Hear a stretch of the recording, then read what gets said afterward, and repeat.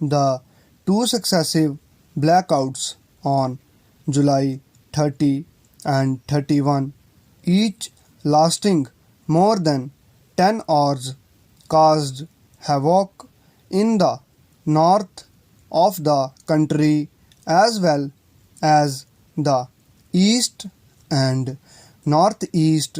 Full stop. Whatever the excuses put forward by the government, years of neglecting power sector reform and misplaced investment priorities are at the root of the crisis. Full stop. On the first blackout day, confronted with a volley of questions, Union Power Minister Sushil Kumar Shinde tried to nonchalantly explain it all away by saying that his ministry was planning huge generation capacity additions and that the situation would improve in coming years. Full stop. He also attempted to place the blame on power overdraws by some errant states. Full stop. Worse, he even pointed to the blackout that had occurred in New York some years ago. His logic was that we should not view the latest blackout in our country so seriously when even developed countries in the West faced such problems. Full stop. He was so anxious to prove the point that he proudly informed the impatient questioners that some of the developed nations had sought advice from Indian power sector experts on solving blackout problems in the West. Full stop.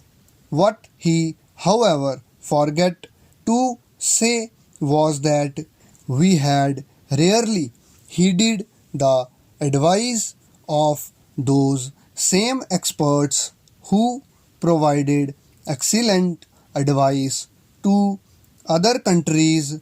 Sign of exclamation.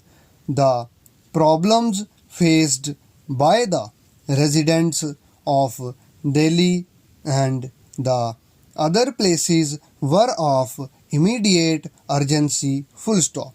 They wanted to know why such a debilitating grid collapse was allowed to occur in the first instance and why it had taken such a long time for authorities to restore power supply. Full stop. There was visible anger in their voices. Full stop.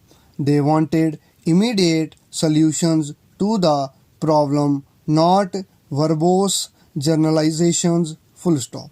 As if to call Shinda's bluff, there was a multiple grid collapse the next day, the sequence of crises that will not be forgotten for a long time. Full stop. There are 8 states grids interconnected through high voltage alternate current links in the northern region. Full stop. There are a few crucial high voltage direct current links also that transfer bulk power among the states according to an established formula. Full stop. There are several high voltage transformers that step up and step down voltages in the system. Full stop. There are both state and regional load dispatch centers with state-of-the-art technology that keep a minute-to-minute tab on the power system health, triggering preventive and corrective action when needed. Full stop.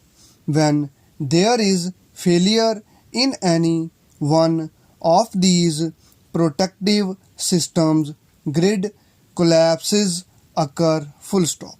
Responses to crisis situations should be automatic, not manual. Full stop. They should be based on highly sensitive, quickly responding, automated, under frequency relays that isolate the troubled portions of the grid before the contagion cascades into a grid collapse. Full stop. The power draws in each state should match power availability. Full stop. If the demand exceeds the availability, the frequency drops dangerously, causing the tripping of the system. Full stop. Before that can happen, the demand needs to be managed prudently. Full stop. Also, when power availability exceeds demand, the frequency can shoot up dangerously. Full stop. Close.